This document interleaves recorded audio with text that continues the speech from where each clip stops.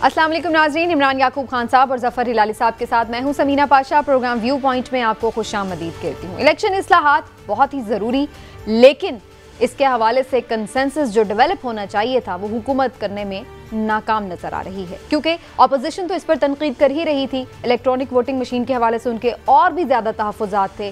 दूसरी जानिब election commission ने भी अपने 37 एतराज़ात जो हैं इस पर जमा करा दिए, बाकायदा ख़त में उसको बयान कर दिया है। उसमें बहुत सारे ऐसे एतराज़ात हैं जिस पर बात हो सकती है, जिसमें शनाख्त के हवाले से वो बात कर रहे हैं। एक ही दफ़ा कोई शख्स वोट काटेगा या 2-3 दफ़ा भी कर सकता है, इसको कैसे रोका जाए। और इसके साथ साथ कुछ ऐसे भी हैं जो शायद इतने ज़रूरी नहीं, गैर ज़रूरी भी कहा जा सकते हैं। बहरहाल उन पर बात हो सकती है, उनके तहफ़्फ़ुज़ात हैं। लेकिन बहरहाल इस रद्द अमल के बाद जो रद्द अमल इलेक्शन कमीशन को देखना पड़ा वो खासा संगीन था। स्टैंडिंग की कायमा कमेटी के जो इजलास था उसमें हमने देखा कि काफ़ी ज़्यादा ये गर्मा गर्म इजलास हुआ, जिसमें भड़क गए वो ज़रा भी और उन्होंने ताबड़तोड़ हमले किए इलेक्शन कमीशन पर और उनकी जानिब से सख्त तहफ़्फ़ुज़ात का इज़हार करते हुए ये कहा गया कि जनाब ऐसे इदारे को तो आग लगा देनी चाहिए, जहन्नुम में जाएं। इस किस्म के अल्फाज इस्तेमाल किए गए। इतना ही नहीं बल्कि दीगर वज़रा भी पेश रहे, ख़ासतौर पर फवाद चौधरी साहब जो एक तवातुर के साथ ही इलेक्शन कमीशन पर हमें तनकीद करते नज़र आ रहे हैं। इस हवाले से उन्होंने बड़े सख्त अल्फाज इस्तेमाल किए। उन्होंने क्या कहा वो आप सुन लीजिए। इलेक्शन कमीशन ने जिस किस्म के एक बायस के ऊपर जिस तरह से एक यकतरफा, यूँ लगता है कि इलेक्शन कमीशन एक हेडक्वार्टर बन गया है इस वक्त अपोजिशन का। तो अपोजिशन का हेडक्वार्टर करार दे दिया फवाद चौधरी साहब ने। इसके बाद सूरत हाल ये रही है कि ये भी कहा गया कि जी इलेक्शन कमीशन ने पैसे पकड़े हुए हैं, इस तरह के भी इल्ज़ामात लगाए गए। इस पर इलेक्शन कमीशन के अरकान जो थे वो गुस्सा हुए और वोट कर इजलास से चले गए। उन्होंने अपना एक इजलास बुला लिया इस सारी सूरत हाल पर गौर के लिए। दूसरी जानिब हुकूमत ने भी पसपाई इख्तियार नहीं की और उन्होंने ये सोचा है कि इस्लाहात हर सूरत पास करवा कर ही दम लेंगे और इसके लिए उन्होंने पार्लियामेंट का मुश्तरका इजलास बुलाने का फैसला कर लिया, जो कि आइंदा वीक में एक्सपेक्टेड है। और वहाँ पर चूँकि दोनों इजलास जब दोनों ऐवान होंगे तो वहाँ पर हुकूमत के पास अक्सरियत ऐसी होगी कि ये कानून साजी हो सके। तो क्या ऐसा हो जाएगा जो हुकूमत कर रही है और इस तरह से एक ज़बरदस्ती की कानून साजी से हुकूमत क्या हासिल कर लेगी, जबकि मेजर दो स्टेक होल्डर्स यानी इलेक्शन कमीशन ऑफ पाकिस्तान और अपोजिशन दोनों ही हुकूमत के साथ ना होंगे। 2-3 बड़े सवालात हैं जिन पर बात करना बड़ा ज़रूरी है और आज इसी वाले से सबसे पहले गुफ्तगू आप सबको खुशामदीद कहते हुए पहले मैं आज हिलाली साहब की तरफ जाऊंगी। हिलाली साहब, आपको क्या लग रहा है इलेक्शन कमीशन पर जो वज़रा चढ़ दौड़े हैं, कितने तहफ़्फ़ुज़ात जायज़ है वज़रा के, सही कह रहे हैं क्या वो? देखिए, ये अपोजिशन का 3 मकसद हैं इस पूरे खेल में। पहला मकसद ये है कि चीफ इलेक्शन कमिश्नर को रिटेन किया जाए, उसको रखा जाए। ये इलेक्शन कमिश्नर जो नवाज शरीफ का एक प्रिंसिपल सेक्रेटरी का दामाद है। दूसरा उनका मकसद ये है कि हर सूरत में ईवीएम को ना इस्तेमाल किया जाए। और तीसरा उनका मकसद ये है कि ओवरसीज़ पाकिस्तानियों के लिए देयरफॉर इतना मुश्किल हो जाए वोट डालने के लिए कि 1-2% लोग वोट डालेंगे और उससे हमारे इलेक्शन पे कोई ख़ास असर नहीं होगा।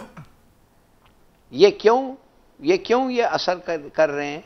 ये वजह ये है कि 10 मिलियन हैं ओवरसीज़ पाकिस्तानी जो वोट कर सकते हैं, जिसमें से 5 या 6 मिलियन ज़रूर वोट करेंगे और उस 5 और 6 मिलियन से 80% जो हैं इमरान खान के लिए वोट करेंगे।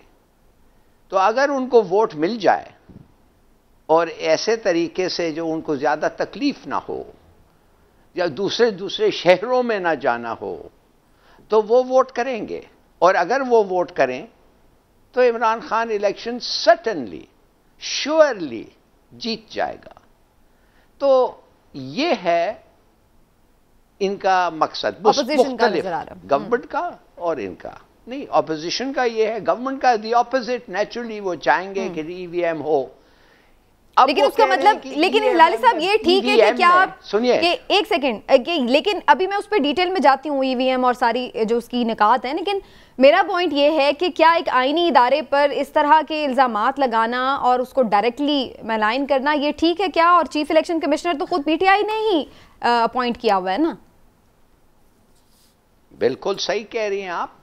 और मैं आपको पता है कि पहले भी 2-3 महीने पहले जब हमने एक प्रोग्राम किया, मैं हैरान हो गया कि पता नहीं किसने एडवाइस किया था इमरान खान को। क्या इमरान खान साहब को ये सोसाइटी के बारे में पता नहीं है? क्या उनको पता नहीं है कि पाकिस्तान के सोसाइटी के नुक्स क्या है, करप्शन क्या है, नेपोटिज्म क्या है? क्या उनको पता ही नहीं था? क्या वो सोचते थे हो सकता है कि एक आदमी नवाज शरीफ का प्रिंसिपल सेक्रेटरी हो, जो हालांकि वो पब्लिक सर्वेंट अमूमन होते हैं, ज्यादातर वो प्राइवेट सर्वेंट भी हो जाते हैं, तो क्या उसका दामाद in a sensitive post as chief election commissioner मुनासिब है? कैसे एक्सेप्ट किया?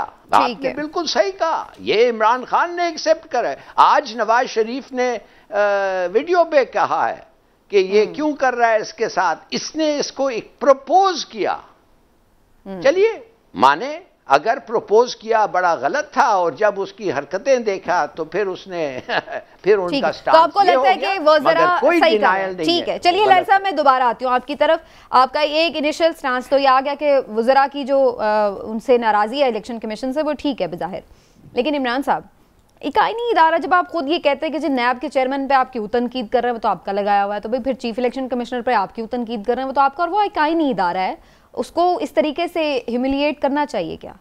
बिस्मिल्लाहिर्रहमानिर्रहीम। समीना देखिए, पहली बात तो ये है कि इस हुकूमत ने एक वतीरा पकड़ ली है, क्या कि जो इदारा इनकी गलतियों की निशानदेही कर रही है उसके पीछे लठ लेके पड़ जाते हैं। भैया आपने खुद लगाया है, एक आईनी इदारा है, आप बजाय इसके कि उसमें करें, आप देखें नैब इन पे कोई तनकीद करे, ये नैब के खिलाफ हो जाते हैं। अदलिया इनके खिलाफ कोई फैसला दे, ये अदलिया पे तनकीद करना शुरू कर देते हैं। इलेक्शन कमीशन ने अब किया तो सोशल मीडिया और वुज़रा ये जो ज़ुबान इस्तेमाल कर रहे हैं, देखें अभी लाली साहब ने जो 2-3 बातें की ना, एक तो बात उसमें ये, मुझे आप ये बताएं क्या किसी आदमी का ये कसूर है कि वो अगर उसका सुसर किसी एक अपोजिशन लीडर के साथ जब वो वजीर आजम था काम करता रहा तो उसको किसी ओहदे पे ना लगाया जाए? ये क्या आइन और कानून में कहीं लिखा है? पहली बात। दूसरी बात ये कि अगर ऐसी बात थी तो आपने लगाना ही नहीं था, आप उसी वक्त ये इतराज करते। तीसरी जो एक मफरूज़े पे मबनी, लाली साहब हमेशा ये बात करते हैं ना कि जी इतने वोट पड़ेंगे, अगर ओवरसीज़ पाकिस्तानियों को वोट की इजाज़त मिल गई उसमें से इतने उस पर पड़ जाएंगे। तो दूसरा तो फॉलोइंग सोशल मीडिया पे तो आप देखें जनरल मुशर्रफ की भी बड़ी थी, ज़रूरी तो नहीं कि वो सारे वोट उन्हें पड़े। ये सारी चीज़ें बड़ी मफरूज़े पे एक मबनी है कि ऐसे हो गया तो ऐसे होगा, ऐसे होगा तो ऐसे होगा। हमें हकाइक को देखना चाहिए। हकाइक क्या है? हकाइक ये हैं कि आज वुज़रा ने जो ज़ुबान इस्तेमाल की है, आप एक वज़ीर को छोड़ दें, एक जो मोहतरम वज़ीर साहब हैं सवाती साहब, उन्होंने तो जो कुछ कहना था कि इसको आग लगा देनी चाहिए, ये कर देना चाहिए, वो तो था। चलें, उसके बाद जो 3 वुज़रा ने बैठ के प्रेस कॉन्फ्रेंस की, तो वो क्या जाहिर करता है? वो ये जाहिर करता है कि ये वही एजेंडा है जो पूरी हुकूमत का एजेंडा है। ये सिर्फ एक वजीर का मौक़िफ़ नहीं है, सबका। फवाद चौधरी साहब हमारे दोस्त हैं, बड़े माशाल्लाह समझदार हैं और बड़ा ब्लंटली अपना मौक़िफ़ पेश करते हैं। जिस तरह से उन्होंने आज ये कहा कि जी उन्हें तो अगर सियासत का इतना शौक़ है तो छोड़ दें और सियासत में आए, इलेक्शन लड़ें, और आप एक ऐसे इदारे को सियासत में घसीट रहे हैं जिसने आपके इलेक्शन कराने का जो जिम्मेदार है, और वो भी गैर जानिबदाराना। हाँ जी, और आप उसको एक पार्टी बना रहे हैं। मेरी बात सुने, शफाफ इलेक्शन शुरू से पाकिस्तान में एक इशू रहे हैं, बल्कि सबसे अहम इशू रहे हैं। अब इलेक्ट्रॉनिक वोटिंग मशीन जो है उसको हुकूमत क्यों ना का मसला बना के बैठ गई है? पूरी दुनिया में 167 मुल्कों में से अगर 8 या 10 मुल्कों ये मशीनें इस्तेमाल हो रही हैं, बाकी मुल्कों में तो नहीं हो रही।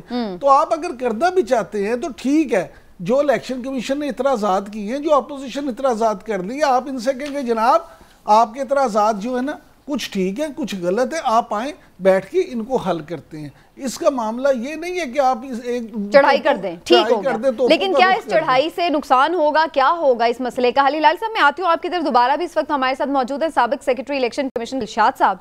उनसे जानते हैं क्या इलेक्शन कमीशन इस सारी सूरत हाल पर कोई कार्रवाई कर सकता है। खुद शुक्रिया आपका कमर दिलशाद साहब, आपने वक्त निकाला हमारे लिए। कमर साहब, सबसे पहले तो यही फरमाइए कि जिस तरीके से वज़रा ने ज़ुबान इस्तेमाल की है, जानिबदारी का इल्ज़ाम भी लगाया, क्या आप इलेक्शन कमीशन ने अब इस पर इजलास भी बुला लिया, तो मैक्सिमम क्या कर सकता है इलेक्शन कमीशन इस सारी सूरत हाल में इनके अगेंस्ट? इलेक्शन कमीशन पाकिस्तान के पास तो इख्तियारात बेपनाह है, अगर वो इस्तेमाल करना चाहें तो। उसमें आइन के आर्टिकल 204 के तहत उनको वही इख्तियारात हैं जो सुप्रीम कोर्ट ऑफ पाकिस्तान को हैं। इसी तरह इलेक्शन एक्ट 2017 बड़ा इंपॉर्टेंट है, उसका सेक्शन 10 है। तो सेक्शन 10 में भी इनको इलेक्शन कमीशन को वो इख्तियारात दिए गए हैं जिसके तहत ऐसी शख्स या पार्लियामेंटेरियन कोई भी शख्स हो, अगर वो इस तरह के इलेक्शन कमीशन की तस्दीक करे, तजरीर करे, तो उनको इलेक्शन कमीशन ऑफ पाकिस्तान 3 साल की सजा देने का भी मुकम्मल मजाज है। अच्छा, सत्ता हयात मेंबरशिप भी कर सकता है, इसके साथ साथ डिस्क्वालीफाई भी करे, 6 साल के लिए भी करे, 3 साल के लिए भी करे, आखिर में उनको ताहयात सजा भी दे सकता है। लेकिन ये सारे मामला होते हैं बिल पावर पर। अब इलेक्शन कमीशन पाकिस्तान 1 साल से तनकीद की जद में है। हुकूमत के वज़रा, प्राइम मिनिस्टर पाकिस्तान, तमाम जितने भी हुकूमत के अरकान असम्बली पार्लियामेंटेरियन हैं, वो इलेक्शन कमीशन को तनकीद का निशाना बनाते रहे, लेकिन इलेक्शन कमीशन खामोश रहा। उसने अपने आइन का जो तहफ़्फ़ुज़ दिया हुआ है उसके तहत कार्रवाई नहीं की, जिसकी बना पर आज ये नौबत आई कि आज़म स्वाति साहब इंतहाई पार्लियामेंटेरियन हैं, लेकिन उन्हें किसी न यानी पावर्स हैं इलेक्शन कमीशन के पास और वो देखता है कि किस हद तक इस्तेमाल करता है। लेकिन कमर दिलशाद साहब, एक सेकंड सर, कमर दिलशाद साहब, क्या इलेक्शन कमीशन ऑफ पाकिस्तान ये मामला सुप्रीम कोर्ट ऑफ पाकिस्तान में भी ले जा सकता है? नहीं, बिल्कुल आपने फरमाया, लेकिन सुप्रीम कोर्ट में इसलिए अभी नहीं जाएगा, बाद में जाएगा, आपकी बात दुरुस्त है। लेकिन उसमें सबसे बड़ी बात है, पहले तो इलेक्शन कमीशन अपने फैसला करेगा ना। सुप्रीम कोर्ट ने उसके पास तो खुद इतने पावर्स हैं। एग्जैक्टली, मैं सदारती रेफरेंस के मौके पर इख्तियारात दिए गए हैं। सदारती रेफरेंस जब आया था तो वहाँ ऑनरेबल चीफ जस्टिस जो हैं हमारे पाकिस्तान के, उन्होंने बड़े बहुत सही मायने में वार्निंग दी थी। तो उन्होंने कहा था, मिस्टर चीफ इलेक्शन कमिश्नर, आपके पास इख्तियार तो सुप्रीम कोर्ट के चीफ जस्टिस से भी ज्यादा हैं। मेरे पास इख्तियार है आइन के आर्टिकल 90 जिसकी 3 लाइनें हैं, और आपके पास आर्टिकल 222 है जिसको 2 पैरे हैं, जिसके तहत आप जिसकी इदारे को चाहें तलब कर सकते हैं। आप आर्मी चीफ को भी तलब कर सकते हैं। तो मैं आपकी तरफ से कर रहा हूँ तो नहीं कहा, लेकिन बहरहाल आइन के आर्टिकल 220 में लिखा हुआ है कि तमाम पाकिस्तान की एग्जीक्यूटिव अथॉरिटी। ठीक है, चलिए ये तो क्लियर हो गया कि ये उनके पास इतने पावर्स हैं, इनके खिलाफ कितने इस्तेमाल करते हैं ये देखना होगा, या फिर रेस्ट्रेन का। आपका चैनल बड़ा इंपॉर्टेंट है। मैं अपने जो हमारे सियासी जो है स्टेक होल्डर उनको बताना चाहता हूँ जो अखबार नहीं पढ़ते, मैं उनको ये कहना चाहता हूँ, इन्हें पता सब कुछ होता है कि service of Pakistan, service of Pakistan को आपके अंडर है, और सर्विस पाकिस्तान में chief of the army staff आते हैं। बिल्कुल सही। तो ये सारे मामला ठीक है। कमर साहब, जरा मैं इस्लाहात पे जरा आना चाह रही थी। असल में जो हमारा मुद्दा भी है कि ये हो नहीं पा रही हैं। अब इलेक्शन कमीशन के एतराजात हैं, खासतौर पर ईवीएम को लेकर के, उसमें कुछ तो बड़े सही हैं लेकिन कुछ बड़े अजीब से। एक सेकंड कमर दिलशाद साहब, प्लीज थोड़ा सा मुझे मौका दीजिएगा कि ये कुछ तो बड़े अजीब से भी हैं कि ख़वातीन को वोट डालने का हक इस मशीन से नहीं मिल पा रहा, या इस तरह, या उनके वोट को नहीं बढ़ा सकेगी, ईमानदारी नहीं इंश्योर कर सकेगी। तो इस टाइप की चीज़ें मशीन का काम तो नहीं होता ना सर, तो मशीन के ऊपर ये सारी चीज़ें क्यों डाल दी इलेक्शन कमीशन ने? आप टेक्निकल रीजंस बताते। ये मशीन पर भी इतराज़ात हैं, लेकिन मशीन पे देखो ना, मशीन है ना, कोई निज़ाम तो नहीं है ना। मशीन पे इतराज़ात ये लगाया इलेक्शन पाकिस्तान के, इसमें डिवाइस चेंज कर दें, इसमें जो प्रोग्रामिंग चेंज कर दें, इसमें साइबर चेंज कर दें, इसमें जितने मामलात हैं, यहाँ तक कि जितने भी इसके मामलात हैं वो तब्दील कर दें। और साथ इलेक्शन पाकिस्तान ने क्या लिखा, जो हमारे मिनिस्टर को ज़हन में बात नहीं आ रही, उन्होंने ये कहा है अपने 10 जो खास इल्ज़ामात जो इतराज़ात हैं उसमें कहा कि जनाब ये आइन के आर्टिकल 2A के खिलाफ है, जिसमें लिखा हुआ है कि एक सही मायनों में ट्रूप जो है वो रिप्रेजेंटेटिव दें और इलेक्टेड करें, लोगों को चूज करें, मुंतखब करें, जो सही मायनों में जिसका इंतखाब हो सके। इलेक्ट्रॉनिक वोटिंग मशीन में मैं आर्टिकल 2A के मुताबिक इंतखाबात नहीं हो सकते। तो ये भी इलेक्शन कमीशन ने एतराज़ लगाया है। तो ये सारी बातें बड़ी अहमियत की हामिल है। तो बहरहाल अब इलेक्शन कमीशन पाकिस्तान के मंडे को देखते हैं वो क्या फैसला करते हैं। इख्तियारात तो बड़ा है उनके पास। चलिए, बहुत बहुत शुक्रिया आपका कमर दिलशाद साहब, आपने हमारे लिए बताया। और हिलाली साहब, अब आप भी अपना पॉइंट ऑफ व्यू दे दीजिए, जो कमर दिलशाद साहब की आपने गुफ्तगू सुनी और फिर ईवीएम के हवाले से भी जो आपका पॉइंट ऑफ व्यू है।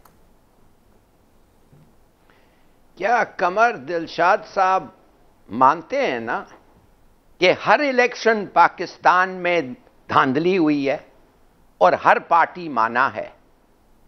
तो उसका मकसद है कि जितने इलेक्शंस हुए हैं पाकिस्तान में, इलेक्शन कमीशन ने धांधली को नहीं रोक सका।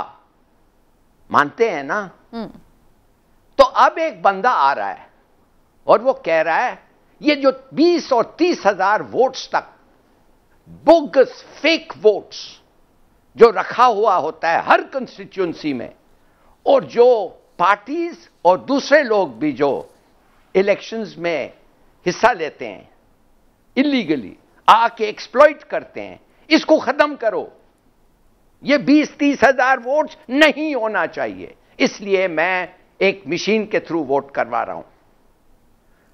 और साथ साथ कहते हैं ये मशीन को तुम हैक करो, मैं 10 लाख तुम्हारे को इनाम दूंगा।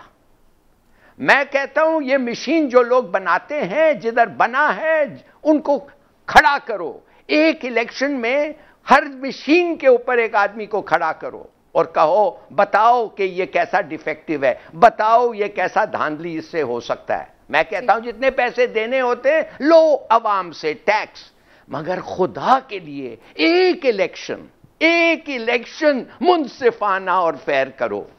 इसलिए नॉट अकॉर्डिंग टू मी, बकौल ये खुद, बकौल लोग जो जीतते हैं, तो जो हारते हैं, जो जीतते हैं, जो इलेक्शन कराते हैं, सभी कहते हैं नहीं। इसके माने वेट अ मिनट, इसके माने ये है कि आप धांधली चाहते हैं। आप बगैर धांधली फंक्शन नहीं कर सकते। आप पैसे बांटना जरूरी है आपको, जैसे हर चीज में होता है इस मुल्क में। आज आपको मैं मिसाल दूंगा, जैसे हम टॉपिक्स में दूसरे टॉपिक्स पे जाते हैं। ठीक है, कहना ये चाहता हूं खुदा के लिए काफी नहीं है करप्शन, इजंट इट इनफ? और अगर एक कोशिश कर रहा है मदद करो उसको। ठीक है, तो यानी आपका पॉइंट ये है कि ये करना ही नहीं चाहते। ठीक है, इमरान साहब मुझे मौका देंगे। इस वक्त पाकिस्तान मुस्लिम लीग नून के सीनियर रहनुमा राना सनाउल्लाह साहब ने हमें ज्वाइन कर लिया, तो उनसे भी गुफ्तगू करते हैं। साथ में इमरान साहब का भी पॉइंट ऑफ व्यू लूंगी मैं ईवीएम के हवाले से। राना सनाउल्लाह साहब, बहुत शुक्रिया आपके वक्त का। राना साहब, सबसे पहले तो चूंकि हम ईवीएम और जो इंतखाबी इस्लाहात हैं इसके हवाले से गुफ्तगू कर रहे हैं, तो फिर आप भी इस पर अपनी राय दें कि ईवीएम को अपोजिशन क्यों मुस्तरद कर रही है, इदारे भी इसको मुस्तरद कर रहे हैं, क्या आप लोगों ने इस पर तहफ़्फ़ुज़ात उठाए हैं? ये इंतहाई काबिल एतराज़ और ये इंतहाई जो है वो गलत गुफ्तगू है। ये पीटीआई की शक्ल में जो टोला इस वक्त मुल्क के ऊपर मुसल्लत है, इस टोले का शुरू दिन से ये वतीरा रहा है। वो 2014 में कंटेनर पे सवार हो के ये टोला जो है ये बात कर रहा हो, या ये आज वज़ीर-ए-आज़म हाउस में बैठ के या पार्लियामेंट के कमेटी रूम में बैठ के, लेकिन इस टोले की ना फितरत जो है वो तब्दील हुई है और ना ही इसका जो है वो गुफ्तगू करने का अंदाज़ जो है वो तब्दील हुआ है। इनके एक वफाकी वज़ीर ने जो एक स्टैंडिंग कमेटी की मीटिंग में इलेक्शन कमीशन के ख़िलाफ़ जिस किस्म की जारहाना और इंतहाई घटिया गुफ्तगू की है और ये कहा है कि इलेक्शन कमीशन को आग लगा देनी चाहिए और इलेक्शन कमीशन ने जो है वो पैसे पकड़े हुए हैं। दरअसल ये इस सिलेक्टेड टोले की असल जहनीत ये है। ठीक है, जो तो इस पे तो सारे राना साहब इस पे तो सभी तकरीबन वो कर रहे हैं तनकीद, और सब ने अपोज किया है कि ये तरीकाकार नहीं है। अगर आपके तहफ़्फ़ुज़ात हैं आप बात कर सकते हैं, लेकिन आप और ये जो ईवीएम को देखे बगैर उस पर तनकीद है, आप देख तो ले कैसे परफॉर्म करती है, क्या उसमें प्रॉब्लम्स है, फिर तो आपकी बात में वजन होगा। एक चीज़ को देखा ही नहीं तो उस पर कैसे तनकीद कर सकते हैं? नहीं, या तो ये होना कि ईवीएम को इन्होंने इन्वेंशन की है और इससे पहले ईवीएम का कोई वजूद नहीं है पूरी दुनिया में या पाकिस्तान में। ईवीएम के ऊपर वोटिंग पाकिस्तान में हो रही है। हमारा जो हाई कोर्ट बार का इलेक्शन है वो ईवीएम पे होता है। इसी तरह से पूरी दुनिया में ईवीएम जो है वो कई जगह पे आजमाई जा चुकी है। उसके जो लिमिट्स हैं उसके साथ जो है वो मैनूवरिंग हो सकती है, उसको जो है किया जा सकता है। कोई ईवीएम जो है वो कोई इन्होंने इन्वेंशन नहीं की कि इन्होंने एक चीज़ ईजाद किया और हम उसे देख के बताएंगे। ईवीएम पहले से मौजूद है, पूरी दुनिया में मौजूद है, पाकिस्तान में जो है वो मौजूद है। और हमारा ये जो एप्रीहेंशन है ये यकीन पे मबनी है, ये एक्सपीरियंस पे मबनी है कि उसे हैक किया जा सकता है, उसमें प्रोग्राम लोड किया जा सकता है, उसके मुताबिक जो है उसको जो है वो अपनी मर्ज़ी से रेगुलेट किया जा सकता है। तो इसलिए ईवीएम जो है वो एक छोटे इलेक्शन के लिए, जैसे हाई कोर्ट बार का इलेक्शन है या जैसे बाज़ ममालिक हैं जहाँ पे चंद हज़ार वोट्स का मामला है, या फिर ऐसे ममालिक, लेकिन पूरे जनरल इलेक्शन के लिए आपको नहीं लगता है कि ये होना चाहिए? चलिए, ये आपका पॉइंट आ गया, लेकिन मैं यहाँ पे इमरान साहब का पॉइंट ज़रूर लूँगी। अब अगर ये बात हो रही है कि जो उसको हैक किया जा सकता है, उसको ये किया जाता है तो किया जा सकता है, तो फिर हैक और ये थैले भी गुम किए जा सकते हैं, अगवा भी हो सकते हैं जो इलेक्शन कमीशन के अरकान हैं, और ये वो, तो मतलब प्रॉब्लम्स तो फिर इधर भी हो सकते हैं। पहले ही हम ये सोच के एक चीज़ को देखें भी ना कि ये कैसे होगा। देखिए, मैं समझता हूँ कि ये जिम्मेदारी हुकूमत अपोजिशन दोनों पे आयद होती है, और ख़ास तौर पे इलेक्शन कमीशन जो है उसने, क्योंकि ये इलेक्शन करवाना होते हैं, तो उसका भी ये फ़र्ज़ है कि तमाम स्टेक होल्डर्स को बुला के तो उनको एतमाद मिले। सिर्फ ये कह देना, इस हट दर्मी करना कि जी होना चाहिए या नहीं होना चाहिए, किसी तौर भी ठीक नहीं है। लेकिन इतना ज़रूर है कि अगर आपके कोई इतराज़ात हैं तो आप भी वो उनके इल्म में लाएं, और हुकूमत भी, इलेक्शन कमीशन जिसने ये करवाना है उनके इतराज़ात पे गौर तो करे। लेकिन यहाँ हुकूमत और अपोजिशन दोनों ही किसी की बात सुनने को तैयार नहीं है। लेकिन अब ये जरूर फैसला हो गया है राना साहब कि अब जी हुकूमत कह रही है कि हमने तो ये करवानी है तरमीम, तो हम पार्लियामेंट का मुश्तरका इजलास बुलाएंगे। अगर वो बुला लेते हैं और उसमें मेजॉरिटी उनके पास होती है, वो कानून साजी भी कर लेते हैं, तो फिर आपके पास क्या ऑप्शन है? आप लोग क्या करेंगे? देखें, अगर हुकूमत जो है वो पार्लियामेंट का मुश्तरका इजलास बुला के कोई 2 या 4 वोटों की अक्सरियत से अगर ये लेजिस्लेशन करवा भी लेती है, तो ये लेजिस्लेशन जो है ये बिल्कुल कॉन्स्टिट्यूशनल और वैलिड लेजिस्लेशन ही होगी, क्योंकि इलेक्शन लाज में हमेशा अमेंडमेंट और लेजिस्लेशन जो है वो थ्रू कंसेंसस होती है। ये बिल्कुल एक मुसल्लमा असूल है कि तमाम स्टेक होल्डर जो हैं उसके ऊपर जो है वो मुतफिक हों। अगर हुकूमत जो है वो इस किस्म का कोई एडवेंचर करती है तो वो बिल्कुल मिस एडवेंचर होगा और इनके मुंह के ऊपर आएगा, और इसको हम किसी तौर पे एक्सेप्ट नहीं करेंगे, और उसके ख़िलाफ़ जो है वो भरपूर फिर जो है प्रोटेस्ट होगा। और इसमें ऐसा भी हो सकता है कि अगर ये इस तरह से इलेक्शन करवाने की कोशिश करें तो इस इलेक्शन का बाइकआउट हो सकता है। और मैं ये भी कह दूँ कि ये जिम्मेदारी हुकूमत की है ही नहीं, ये हुकूमत का काम ही नहीं है। कॉन्स्टिट्यूशन जो है वो इलेक्शन कमीशन ऑफ पाकिस्तान को जिम्मेदार बनाता है, लीगली भी, कॉन्स्टिट्यूशनली भी। अच्छा राना साहब, आपने बड़ी अहम बात कर दी है की इलेक्शन के, तो अगर ये आप फैसला ये करते हैं कि जी हमने इलेक्शन का बाइकआउट करना है, तो सिर्फ पीडीएम बाइकआउट करेगी या आप पीपल्स पार्टी को भी ऑन बोर्ड लेंगे और उसको भी साथ मिला के बाइकआउट करेंगे? देखिए, ईवीएम के ऊपर मौक़िफ़ जो है इस वक्त, वो जो हमारा मौक़िफ़ है वही पीपल्स पार्टी का मौक़िफ़ है, मुत्तहिदा अपोजिशन का भी यही मौक़िफ़ है, और पीडीएम में शामिल जमातों का भी यही मौक़िफ़ है। और अगर गवर्नमेंट जो है वो ईवीएम को वो है वो बुलडोज़ करती है थ्रू लेजिस्लेशन, जिस तरह की उसका कोई ये प्रोग्राम नज़र आ रहा है, और जिस तरह से वो इलेक्शन कमीशन के ऊपर हमलावर हो गई है, तो ऐसी सूरत में वो ईवीएम के ऊपर जो इलेक्शन होगा उस इलेक्शन को लड़ने का क्या फ़ायदा होगा? तो फिर इस ऐसे इलेक्शन को जो है वो सेंटिटी देने के और उसमें शामिल होने के, तो ज़्यादा बेहतर ऑप्शन ये होगा कि उसका बाइकआउट किया जाए। ये मेरी राय है। कल को अगर वक्त ये आया, तो इसके बारे में जो है वो पीएमएलएन भी अपना फैसला करेगी। आप साथ रहेगा, ये आपने इम्पोर्टेंट बात की है। लेकिन हिलाल साहब, आपको लगता है कि अगर वो जोर जबरदस्ती से हुकूमत कर लेती है तो फिर क्या फ़ायदा होगा ऐसे इलेक्शन का? क्योंकि अपोजिशन तो इवन बाइकआउट की हद तक भी सोच रही है।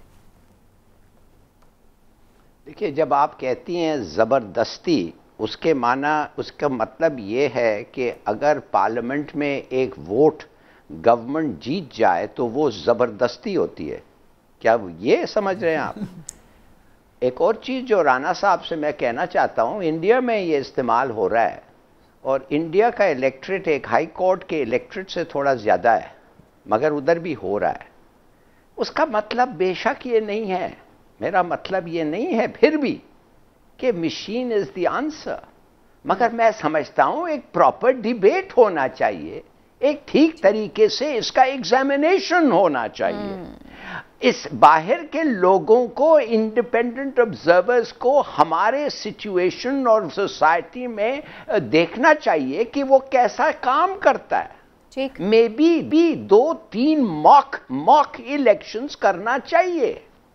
ये कहना कि 37 जवाब देखने से पहले 37 जवाब देख के बैठ जाना और कहना ये हो नहीं सकता है और हम बॉयकॉट करेंगे, इसका मतलब सिर्फ एक है, मेरी बात माने। कॉन्स्टिट्यूशन पाकिस्तान का कहता है कि मेरा वोट कास्ट करना मेरा हक है और मुझे ये हक मिलना चाहिए, और जो आदमी मुझे ये हक रोक रहा है वो ट्रीजन कमिट कर रहा है। ठीक है, लेकिन हिलाली साहब वैसे जो 37 एतराजात हैं वो इलेक्शन कमीशन ने लगाए हैं और उन्होंने की है, और जो तनकीद है वो अपोजिशन की जानिब से की जा रही है, उन्होंने तनकीद नहीं देगी। लेकिन ये ज़रूर बात है कि जो ज़बरदस्ती की बात है उससे मकसद ये है कहने का कि जो बाकी स्टेक होल्डर्स हैं वो इत्तेफाक नहीं करे, सिर्फ और सिर्फ एक गवर्नमेंट या पीटीआई कह लें कि वो उस बात पे कन्विंस्ड है। तो ये बड़ा ज़रूरी कि सब स्टेक होल्डर के लिए इत्तेफाक करना। राना सनाउल्लाह साहब हमारे साथ ही मौजूद हैं, मुल्क की मौजूदा सियासी सूरत हाल के हवाले से भी उनसे गुफ्तगू करेंगे एक छोटे से ब्रेक के बाद। नाज़रीन हमारे साथ रहिएगा।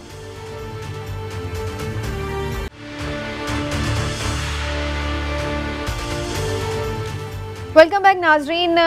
जैसा कि आप लोग जानते हैं कि हुकूमत के 3 साल पूरे हो चुके हैं, अब थोड़ा ही टाइम बाकी रह गया है, लेकिन इस सारी दौरान में हम ये ज़रूर चीज़ें देख रहे हैं कि जो मुख्तलिफ सर्वेज आ रहे हैं उसमें हुकूमत की कारकर्दगी बतदरीज कुछ बेहतर नज़र आना शुरू हो गई। गैलप का एक रिसेंट सर्वे आया जो काफ़ी डिस्कशन में है, जिसमें 48% शहरियों ने हुकूमत की कारकर्दगी पर इत्मीनान का ज़ाहिर किया, जो कि एक खासा बड़ा फिगर है। और वज़ीर आज़म की अगर बात की जाए तो वो जनाब उनकी मकबूलियत बलूचिस्तान में 74%, KP में 62% है। कोरोना पर तो पूरी कौम ही जैसे कि इमरान खान साहब की फ़ैन है, क्योंकि तकरीबन 70% जो लोग हैं वो समझते हैं कि हुकूमत ने अच्छा परफॉर्म किया। तो ओवरऑल बड़ा हौसला अफजा सर्वे है ये PTI के लिए, लेकिन क्या ग्राउंड रियलिटीज़ को रिफ्लेक्ट कर रहा है या नहीं, और क्या वाकई ऐसा है? दूसरी जानिब अगर अपोजिशन की हम परफॉर्मेंस की बात करें तो उनकी परफॉर्मेंस ये है कि एक दूसरे के खूब लत्ते ले रहे हैं और एक दूसरे पर खूब इल्ज़ामात लगा रहे हैं। तो ज़रा हुकूमत और अपोजिशन की कारकर्दगी पर फोकस करेंगे इस सेगमेंट में। पहले हिलाली साहब आपकी तरफ आते हुए, हिलाली साहब ये फरमाइएगा, ये जो सर्वे आपने भी देखा होगा, इतनी ज़बरदस्त आपके ख्याल से मकबूलियत है, इतनी महंगाई के बावजूद भी लोग इतना खुश हैं क्या PTI से? आप तो समझती हैं कि ग्राउंड रियलिटीज रिफ्लेक्ट नहीं हो रहे हैं, तो आपने जो अपना सर्वे निकाला है उसका नतीजा बता दें, वो क्या ग्राउंड रियलिटी? मैंने तो क्वेश्चन रखा है हिलाली साहब, मेरे अच्छा, मैंने कोई अपोज नहीं किया सर्वे को। जी जी नहीं, तो ये तो आप कह रही थी ना, अब आप बात सुनिए। जब महंगाई इस उरूज पे है, जब कोविड की इमरजेंसी है, जब नौकरियां और इकॉनमी तबाह हो रहा है इन 2 वजहों से, जब इलेक्शंस इमरान खान ने सिर्फ 25% वोट्स पे जीते हैं, माने 25% ऑफ द वोट्स कास्ट उन पे जीते हैं, तो आज अगर उनका पॉपुलैरिटी 48% है और कुछ जगह 74 और कुछ जगह 62, 3 साल में, आप नहीं समझते हैं कि ये एक ज़बरदस्त परफॉर्मेंस है? आप नहीं समझते हैं कि ये एक ऐसा परफॉर्मेंस है जो बेमिसाल है? और ये बताता है कि कितना, how much higher he is, माने दूसरे जो उसके जो कंपेटिटर्स हैं, जरदारी और वो नवाज शरीफ, और या ये बताता है कि वो कितने लो रैंक पे आ गए, कितने सिंक कर गए हैं हमारे अवाम के ख्याल में। तो मैं समझता हूं कि इट्स अ रिमार्केबल ठीक है, मैं समझता हूं ये सही है, it is truly reflective of क्या पोजीशन इस वक्त है, मैं ये समझता हूं। ठीक है, अच्छा जी। अब हिलाली साहब, एक सर्वे तो आपने सुना जो आप समझते हैं कि बड़ा ट्रूली रिफ्लेक्टेड है। अब एक थोड़ा सा सर्वे मैं भी आपके साथ शेयर करना चाहता हूँ। आलमी मार्केट रिसर्च कंपनी जो इप्सॉस है, उन्होंने भी एक ताज़ा सर्वे किया, लोगों से मौजूदा सूरत और रोज़गार उनके लिए सबसे परेशान कुन मसाइल के हवाले से पूछा गया। इस सर्वे में जो सामने आया वो भी सुन लें। महंगाई और बेरोजगारी पाकिस्तानी अवाम के लिए सबसे ज़्यादा परेशान कुन हैं। इस सर्वे के मुताबिक 73%, 73% लोगों ने कहा है कि महंगाई उनके लिए सबसे बड़ा मसला है और 68% ने कहा बेरोजगारी सबसे बड़ा मसला है। 5 में से 4 शुरका ने कहा कि कार, घर वगैरह जैसी बड़ी अशिया लेने में अब उन्हें पहले जितना जो पहले से कम आरामदेह महसूस हो रही है, यानी पहले से ज़्यादा मुश्किल हो रही है ये चीज़ें खरीदने में। 78%, 78% ने कहा कि उनके लिए आम घरेलू और ज़ाती इस्तेमाल की अशिया लेना भी मुश्किल हो गई हैं। अब आप मुझे ये बताएं कि वैसे तो बड़ी अच्छी बात है तहरीक इंसाफ के लिए कि खान साहब मकबूल तरीन लीडर हैं गैलप के सर्वे के मुताबिक। हालांकि गैलप पाकिस्तान के हवाले से भी बहुत सारे सवालात उठ चुके हैं, लेकिन उस सर्वे को सही मानते हुए लाली साहब की तरह मैं कहता हूँ कि बड़ी अच्छी बात है कि उसमें मकबूल तरीन लीडर हैं। तो क्या ये मुश्किलात इसी तरह अगर बढ़ती गई तो फिर भी इमरान खान साहब इतने ही मकबूल रहेंगे? ये मेरे नजदीक इससे ज्यादा हम सवाल है। ठीक है, और ये भी हो सकता है इससे ज्यादा मकबूल बिल्कुल अगर उन्होंने सॉर्ट आउट कर लिया, अगर उन्होंने इन पे काबू पा लिया तो बिल्कुल हो जाएंगे। लेकिन अगर महंगाई इसी तरह से बढ़ती गई तो बिल्कुल भी मकबूल नहीं। राना सनाउल्लाह साहब से भी पूछ लेते हैं। हिलाल साहब, मैं आती हूँ दोबारा की तरफ। आपने मेरा सर्वे मांगा था, इमरान साहब ने आपको जवाबन सर्वे दे दिया है, लेकिन राना साहब का सर्वे क्या कहता है? राना साहब, गैलप सर्वे पर आपका क्या रिस्पॉन्ड है? गवर्नमेंट तो अच्छा परफॉर्म करी है। नहीं, ये सर्वे तो सारा ये फ्रॉड होता है।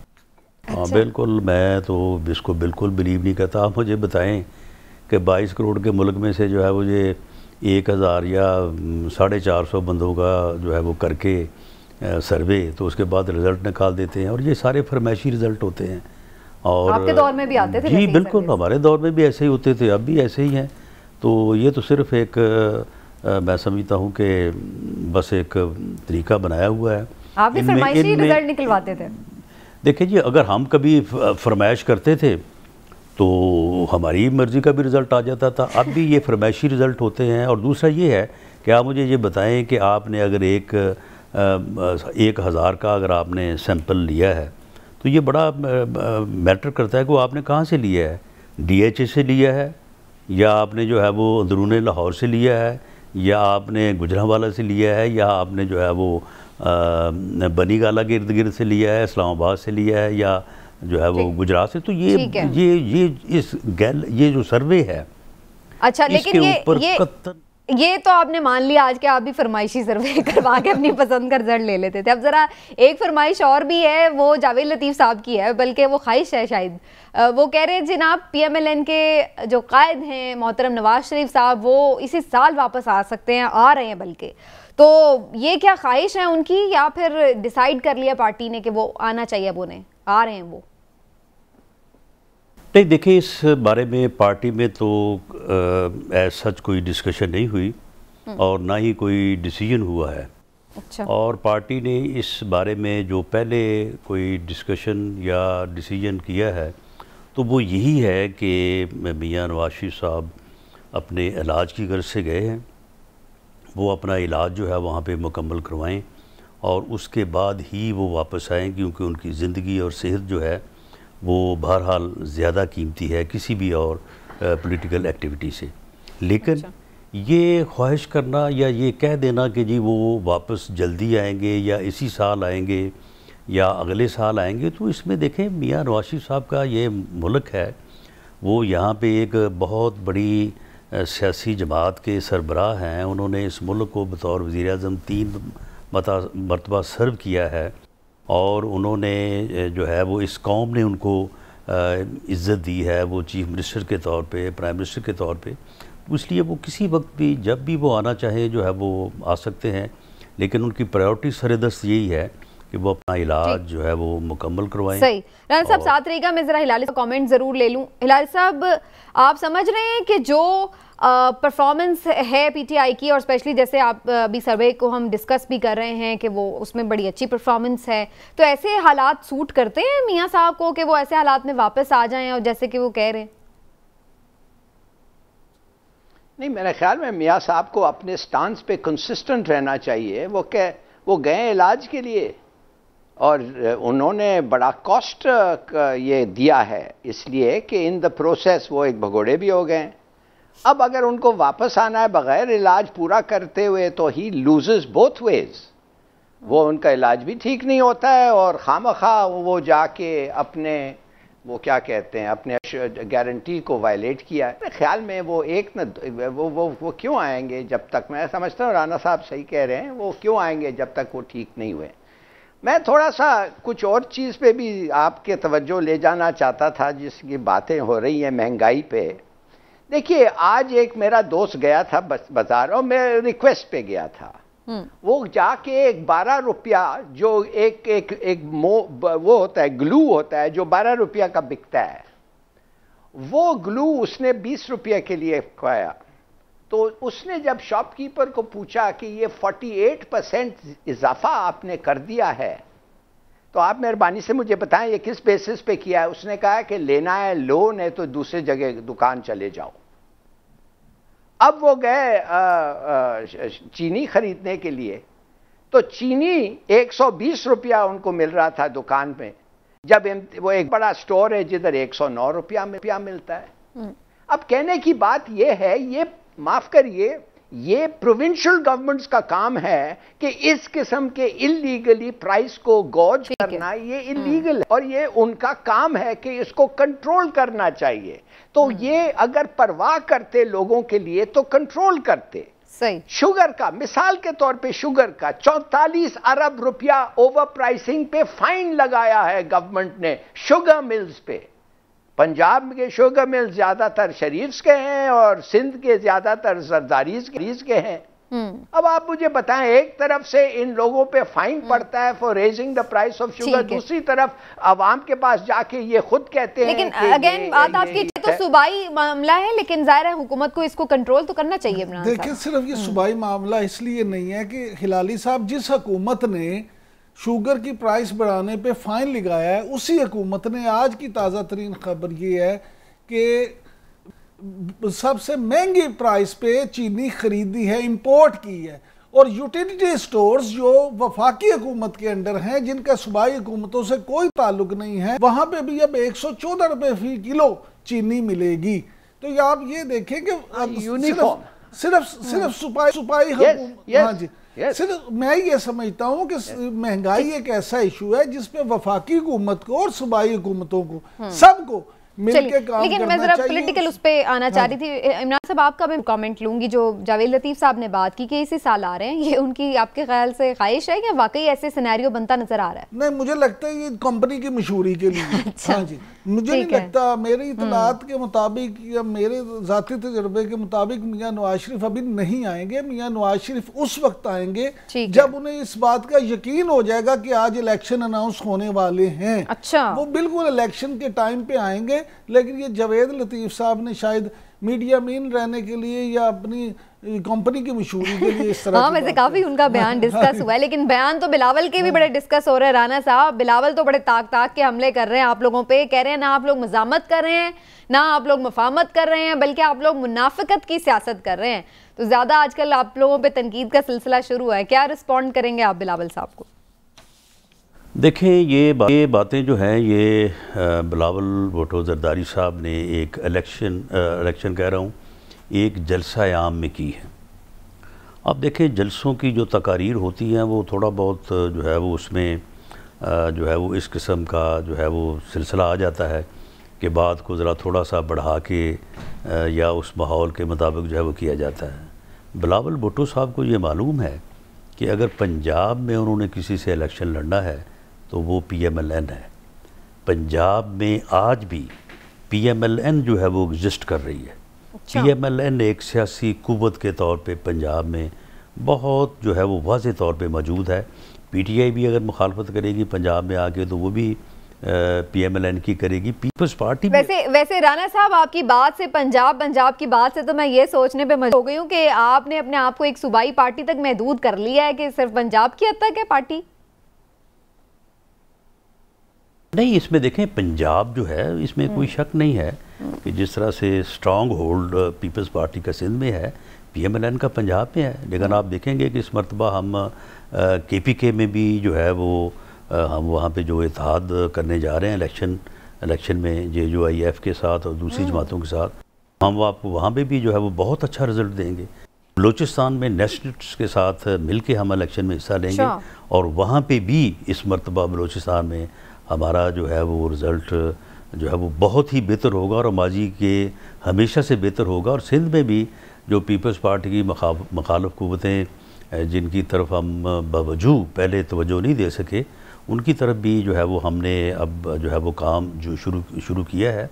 लेकिन बिलावल भुट्टो साहब को ये चाहिए कि वो अपोजिशन में होते हुए अगर वो चाहते हैं कि वो गवर्नमेंट के ख़िलाफ़ बाहर निकले हैं तो उन्हें ये चाहिए कि वो अपना जो है वो तकारीर का रुख जो है वो गवर्नमेंट की तरफ रखें, गवर्नमेंट की तरफ हम उनके अपने साथ फौजी ना गिराएं। ठीक है, नहीं चाहते। चले राना साहब, आपने इंटरेस्टिंग बातें की हैं कि कहाँ कहाँ आप लोग किसके साथ इत्तेहाद बना रहे हैं और जाहिर है कि मुख्तलिफ जमातें अपनी हिकमत अमली तरतीब दे रही हैं आइंदा इंतखाबात के हवाले से, तो इसी हवाले से मजीद भी गुफ्तगू करेंगे। एक छोटा सा ब्रेक अभी लेते हैं नाज़रीन। राना सनाउल्लाह साहब हमारे साथ ही मौजूद होंगे, एक ब्रेक के बाद आते हैं।